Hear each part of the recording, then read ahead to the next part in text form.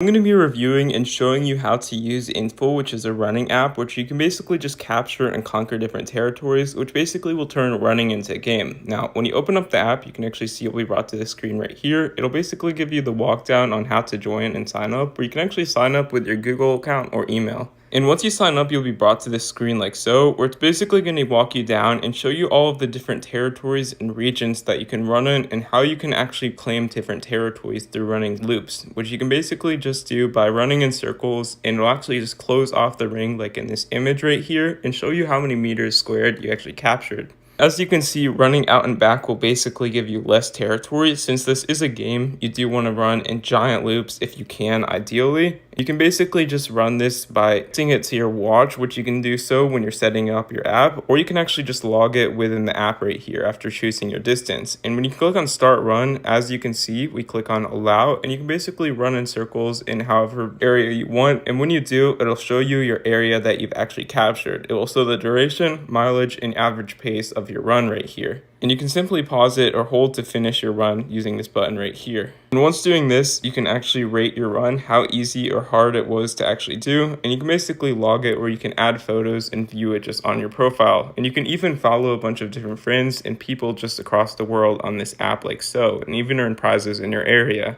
If you see, we can click on the start run in the bottom right corner if you want to start your runs again, which is what you need to do when you're actually running on this app. Or you can go to the feed to view different friends' runs that have been done that you follow on this app, or view any group runs if there's like a group that you're in, or following if you want to find friends to follow. You can do it on this page right here. Or you can actually go to the Me option to view XP challenges and view different live streams and events that are happening within this app. It's basically just a game. You can view the leaderboards right here on the Me option, or as well in the Play option, you can view your territory and all the territory in the world that has been gained.